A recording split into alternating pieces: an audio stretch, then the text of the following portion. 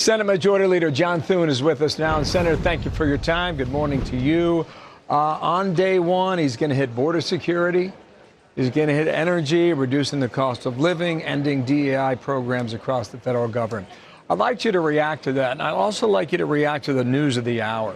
The latest pardons for the January 6th committee, Anthony Fauci, Mark Milley. What do you think of all that as it went down, Senator?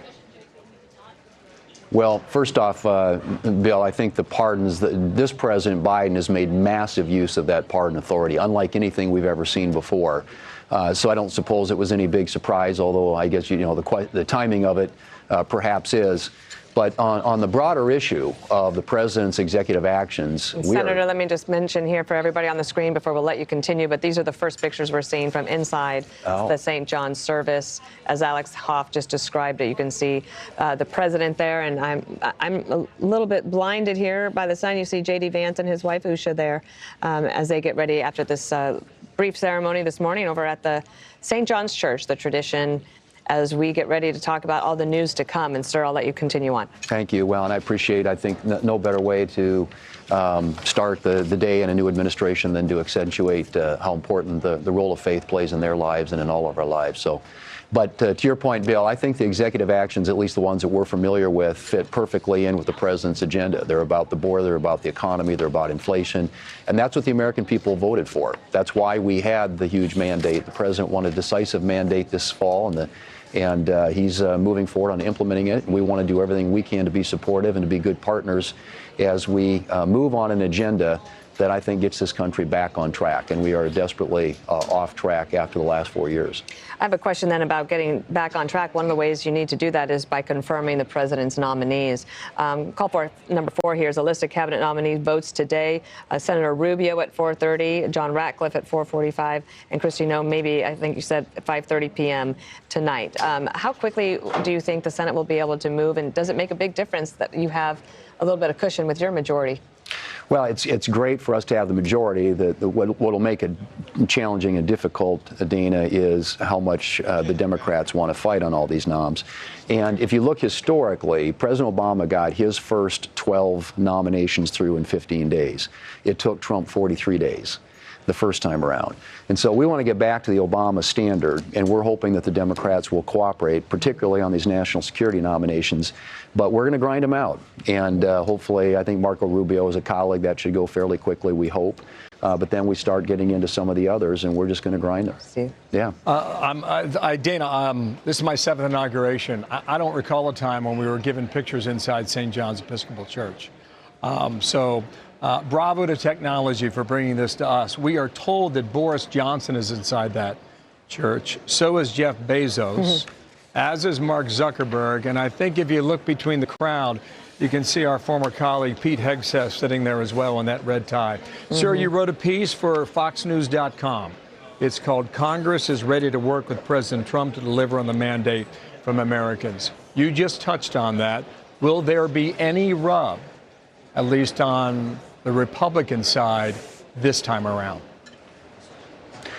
Bill, I think that Republicans united. We met yesterday at the Blair House with President Trump. Senate Republicans did. And, of course, he went through some of the things we want to get done together. But it really does, he talked about it in his executive actions, the things he's going to do later today. But it's renewing American energy dominance, strengthening the economy, rebuilding the military, and securing the border. And then, of course, we've got a huge tax increase at the end of the year, $4.5 trillion tax increase on the American people if we don't act to extend the current tax policy, the 2017 Trump tax cuts. So it's a full agenda. We have a lot to get done, but it's consistent with what he campaigned on, and it's consistent with what the American people said they wanted to see. It's a decisive mandate and one we intend to work with him to implement. One thing that doesn't seem consistent is the policy of the United States government when it comes to TikTok. And you had a bipartisan bill that was passed and signed into law. The Supreme Court has heard the case against it. They voted unanimously to say, no, this is the law as passed by Congress. It has to go forward. President Trump says he wants to try to fix it, save it.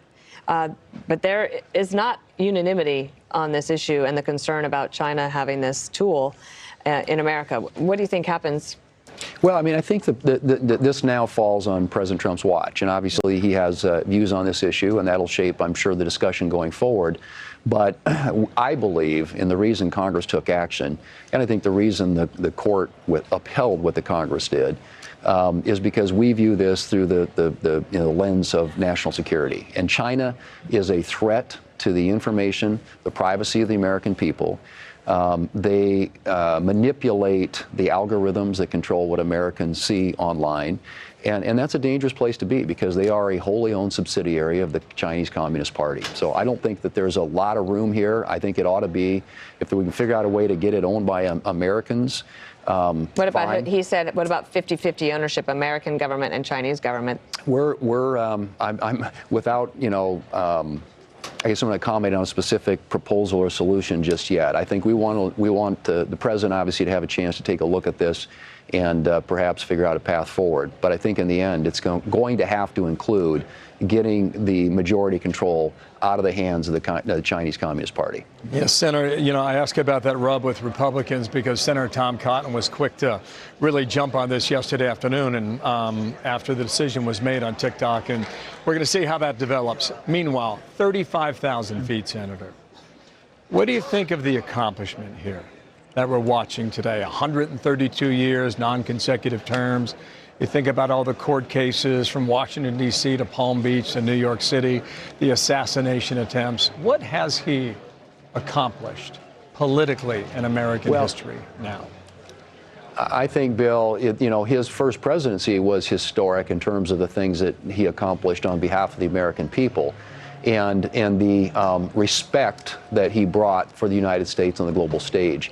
And then you saw this campaign. Nobody has gone through more to get elected as President of the United States than President Trump has.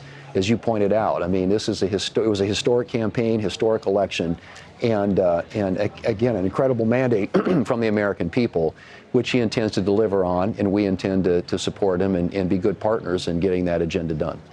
So we are looking at the pictures of the St. John's service. We anticipate that could be finishing in about 3 or 4 minutes, and then we would see the family, of course, leave first. And I should point out that Barron Trump is there, and also Melania Trump in a hat for the ages. That is one beautiful outfit that she has on. I did want to ask one thing. This is going to sound technical, but you could explain it in terms that people could understand. There is something that can be done in addition to President Trump with the executive orders. Mm-hmm. There is the Congressional Review Act, mm-hmm. which means what? For what you can do to try to help Donald Trump as he tries to pull back some of the things that Joe Biden put forward as president. Well, there is a mechanism that was created about 30 years ago called the Congressional Review Act that enables the Congress to vote on what we call a resolution of disapproval. So if it's a regulatory action taken by an administration, and there are certain ones that qualify, and there's a look-back period, mm-hmm. that you have to fit within in order to be eligible for consideration on this. But we are scrubbing everything. He's going to do a lot by executive action, but we also want to do our part. And if we can use a Congressional Review Act to get rid of some of these onerous and burdensome regulations that the Biden administration enacted, which had a huge impact on the economy.